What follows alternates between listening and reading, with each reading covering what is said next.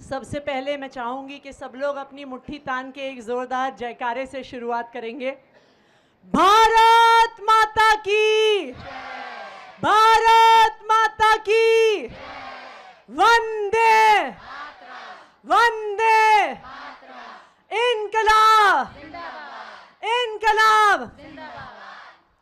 यहाँ मंच पर मौजूद मटियाला विधानसभा से विधायक और मेरे भाई Gulab Singh ji, education secretary Ashok Kumar ji, education director वेदिता जी, यहाँ पे हमारे local area counsellor Sudesh ji, education department के सारे ऑफिसर्स, डीटीडीसी जो एजेंसी इस स्कूल का निर्माण करने जा रही है उसकी पूरी इंजीनियरिंग टीम, आसपास के इलाके के गांव के बड़े बुजुर्ग और सबसे महत्वपूर्ण हमारे आसपास के स्कूलों के बच्चे, जिनमें से मुझे उम्मीद है कि जब यह बिल्डिंग बनेगी आप में से कई लोग यहाँ पे इस नई शानदार बिल्डिंग में आके पढ़ेंगे।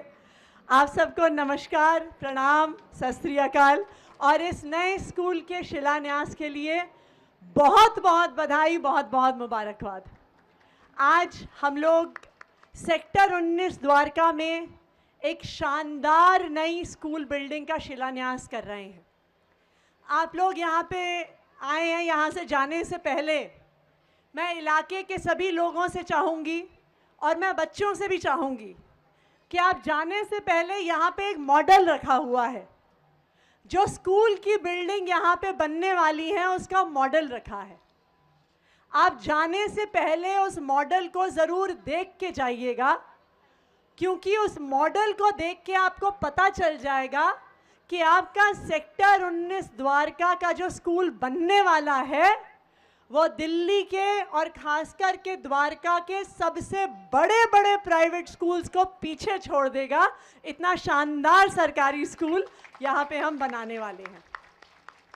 इस स्कूल में 104 बिल्डिंग, इस बिल्डिंग में 104 कमरे होंगे, 3 लैब्स होंगी, एक लाइब्रेरी होगी, एक्टिविटी रूम होगा।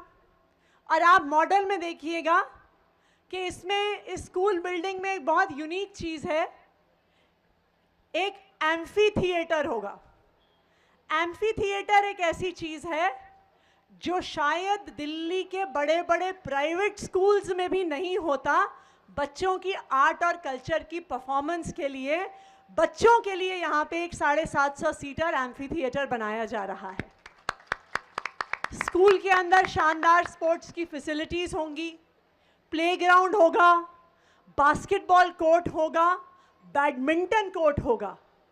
और मेरे ख्याल से अभी विधायक जी बता रहे थे कि पूरी दिल्ली में सबसे ज़्यादा प्राइवेट स्कूल द्वारका में है, तो मैं ये भी दावा कर सकती हूँ कि द्वारका के बड़े से बड़े प्राइवेट स्कूल में इतनी शानदार सुविधाएं नहीं होंगी जो आपके सेक्टर 19 के सरकारी स्कूल में बनने वाली है। ये स्कूल बनने से आसपास के कई इलाके के बच्चों को फ़ायदा होगा, चाहे अंबरहई गांव के लोग हों जिन्होंने आज इतने सौहार्दता के साथ मेरा स्वागत किया है, कुतुब विहार, सरिता विहार, पोचमपुर गांव, sector 19 phase 2, Bhagat Singh enclave, आसपास के इलाकों के सभी बच्चे इस बिल्डिंग में आके पढ़ेंगे, जिसमें तकरीबन 2000 से 2500 बच्चों को पढ़ाने की कैपेसिटी होगी। यहाँ पर इलाके के बहुत सारे लोग बैठे हैं, हो सकता है आप में से भी कई लोग सरकारी स्कूल में पढ़े लिखे हों। बताइए, क्या पहले सरकारी स्कूलों की ऐसी शानदार बिल्डिंग होती थी? क्या होती थी? होती थी? नहीं होती थी। मैं आपको याद कराती हूँ 2015 का सरकारी स्कूलों का दृश्य। 2015 में जो दिल्ली के सरकारी स्कूल थे, और शायद देश भर में अगर आप जाइए आज भी सरकारी स्कूल उसी हाल में हैं। टीन टप्पर में चलते थे दिल्ली के सरकारी स्कूल। स्कूल के अंदर घुसिए तो सबसे पहले टॉयलेट की बदबू आती थी, ऐसे होते थे दिल्ली के सरकारी स्कूल।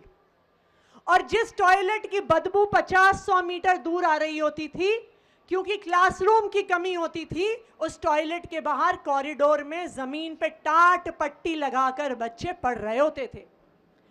क्लासरूम में बच्चों के बैठने के लिए टेबल कुर्सी नहीं होती थी, लाइटें टूटी हुई होती थी, पंखे टूटे हुए होते थे, पीने का पानी नहीं होता था, क्लासरूम में टीचर नहीं होते थे, क्योंकि सरकारी स्कूल की टीचर की ड्यूटी पल्स पोलियो कैंपेन से आधार कार्ड बनाने से चुनाव के लिए, हर चीज के लिए सरकारी स्कूल के टीचरों की ड्यूटी लगाई जाती थी।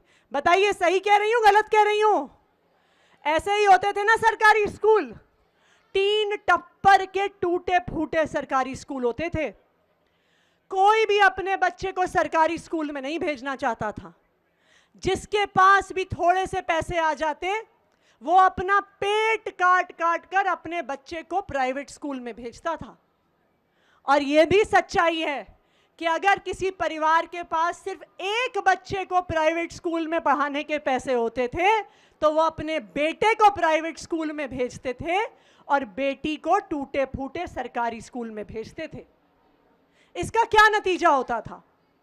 इसका नतीजा ये होता था कि जो बच्चे हमारे सरकारी स्कूल में आते थे, आंकड़े ये बताते हैं कि 50% बच्चे अपनी पढ़ाई शुरू करने से पहले ही ड्रॉप आउट कर जाते थे। जो बच्चे पढ़ाई लिखाई खत्म भी कर लेते थे, क्योंकि पढ़ाई की व्यवस्था ठीक नहीं थी, क्योंकि उन्हें ठीक से पढ़ना लिखना भी नहीं आता था, उनको स्कूल से पढ़ाई खत्म करने के बाद छोटी मोटी नौकरियां ही मिलती थी। कोई मैकेनिक का काम करता था, कोई किसी किराने की दुकान में असिस्टेंट का काम करता था, वो पन्नी में सामान डाल के बांध के कस्टमर को देने का। कोई किसी के घर में काम करता था। मैं ये नहीं कहती कि मैकेनिक का काम छोटा होता है, किराने की दुकान का काम छोटा होता है, या घर में काम करने वाली का काम छोटा होता है, लेकिन किसी भी बच्चे की मजबूरी नहीं होनी चाहिए। हर बच्चे को अवसर मिलना चाहिए आगे बढ़ने का, इंजीनियर बनने का, डॉक्टर बनने का। हमारे देश में ये कहा जाता है कि आपका भविष्य आपकी हाथ की लकीरों में लिखा होता है। ये शायद सच्चाई भी थी। जब 3 साल की उम्र पे बच्चा स्कूल में एडमिशन लेता, अगर उसके माता पिता के पास पैसे थे तो वो अपने बच्चे को बड़े प्राइवेट स्कूल में भेजता जिसकी महंगी महंगी फीस थी। वो बच्चा उसके बाद अच्छे कॉलेज में जाता और अच्छी नौकरी लेकर आता।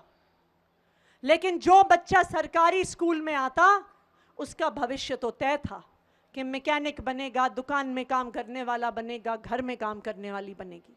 तो 3 साल की उम्र पर हमारे बच्चों का भविष्य तय हो जाता था कि वो जिंदगी में आगे बढ़ेंगे या पीछे रह जाएंगे। इसका नतीजा क्या होता है कि अगर कोई बच्चा अमीर परिवार में पैदा होता तो वो बच्चा अमीर बनता, लेकिन अगर कोई बच्चा गरीब परिवार में पैदा होता तो गरीब का बच्चा गरीब ही रहता। ये उसके भाग्य में हमारे सरकारी स्कूलों ने लिख दिया था। लेकिन 2015 में दिल्ली में एक चमत्कार हो गया। बताइए क्या चमत्कार हुआ दिल्ली में 2015 में? क्या चमत्कार हुआ?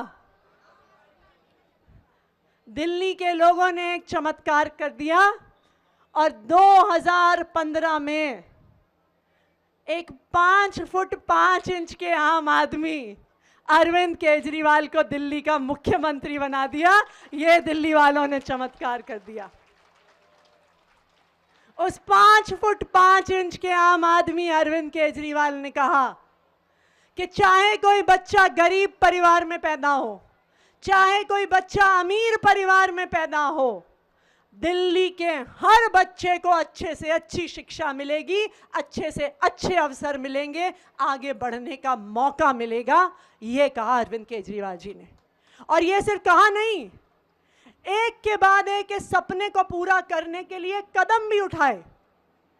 2015 में दिल्ली इस देश का पहला राज्य बना जिसने अपना शिक्षा का बजट दुगना किया और अपने सरकार का 1/4 बजट, 25% बजट शिक्षा पे लगाया, एजुकेशन पे लगाया। आज तक कोई सरकार इतना पैसा शिक्षा पे नहीं लगाती।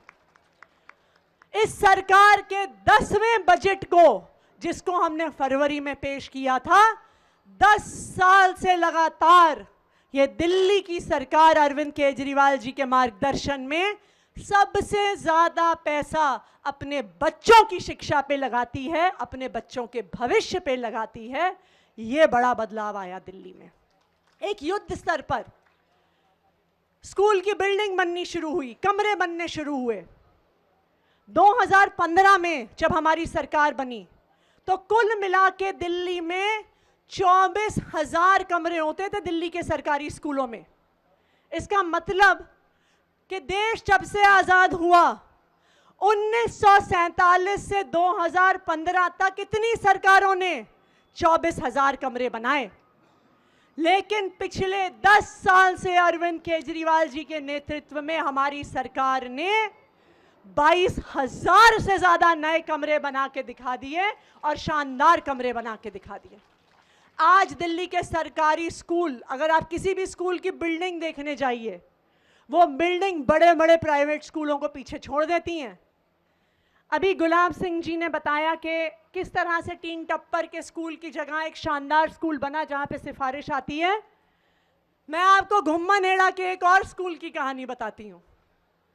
इस इलाके से बहुत सारे बच्चे स्टेट लेवल पे, नेशनल लेवल पे, इंटरनेशनल लेवल पे हॉकी खेलते थे और बहुत सारे बच्चे दिल्ली को रिप्रेजेंट करते थे, देश को रिप्रेजेंट करते थे। लेकिन दिल्ली में कहीं पर भी सरकारी स्कूल में हॉकी के लिए एस्ट्रो टर्फ नहीं हुआ करती थी जिस पर इंटरनेशनल लेवल की हॉकी खेली जाती है। घुम्मन हेड़ा गांव में एक ओलंपिक स्टैंडर्ड की एस्ट्रो टर्फ बनाई गई जहां पे हमारे सरकारी स्कूल के बच्चे इंटरनेशनल लेवल की हॉकी के लिए ट्रेन करते हैं। इस तरह की स्पोर्ट्स फैसिलिटीज़, चाहे एस्ट्रो टर्फ हो, चाहे ओलंपिक लेवल के स्विमिंग पूल्स हों, चाहे सिंथेटिक ट्रैक्स हों, पिछले 10 सालों में हमारे सरकारी स्कूलों में बनाए गए। जहां पुरानी सरकारों में से नेता, विधायक, मंत्री विदेश घूमने को जाते थे, अरविंद केजरीवाल जी के मार्गदर्शन में दिल्ली के सरकारी स्कूल के टीचरों को, उनके अध्यापकों को, उनके प्रिंसिपल्स को विदेश भेजा गया, शानदार से शानदार ट्रेनिंग के लिए भेजा गया। दुनिया की सबसे बेहतरीन universities, Harvard, Cambridge, Singapore university, वहाँ पे मंत्री नहीं गए, वहाँ पे विधायक नहीं गए, लेकिन हमारे सरकारी स्कूल में पढ़ाने वाले टीचरों को भेजा गया और लगातार भेजा जा रहा है। इन सब प्रयासों का नतीजा क्या हुआ? इन सब प्रयासों का नतीजा है कि पिछले 7 साल से लगातार दिल्ली के सरकारी स्कूलों के 12वीं के रिजल्ट प्राइवेट स्कूलों से बेहतर आ रहे हैं। कोई सोच भी नहीं सकता था कि ये सरकारी स्कूल में हो सकता है। इसका नतीजा ये हुआ कि दिल्ली एक इकलौता राज्य है जहां पर माता पिता अपने बच्चों को प्राइवेट स्कूल से निकालकर सरकारी स्कूलों में डाल रहे हैं। ये हुआ इसका नतीजा। पिछले कुछ सालों में अगर आप आंकड़े देखिए तो 4 लाख से ज़्यादा बच्चों ने प्राइवेट स्कूल छोड़कर सरकारी स्कूलों में एडमिशन लिया है। ये पूरे देश में सिर्फ दिल्ली में हो रहा है और कहीं नहीं हो रहा। आज हमारे सरकारी स्कूल के बच्चे इंजीनियरिंग कॉलेज में एडमिशन ले रहे हैं, मेडिकल कॉलेज में एडमिशन ले रहे हैं, अपने बिजनेस से शुरू कर रहे हैं। अगर आप सिर्फ इस साल के जेईई और नीट के नतीजे देखिए तो 2200 बच्चों ने आईआईटी, जेईई और नीट के एग्जाम को क्लियर किया और देश के बड़े बड़े इंजीनियरिंग कॉलेज में एडमिशन लिया। तो आज जब कोई बच्चा गरीब परिवार में पैदा होता है, वो ना सिर्फ सपने देख सकता है, उन बच्चों को हमारे सरकारी स्कूल में अपने सपनों को साकार करने का मौका मिलता है। ये है दिल्ली की शिक्षा क्रांति जो आप लोगों के प्यार और आप लोगों के आशीर्वाद से आई है।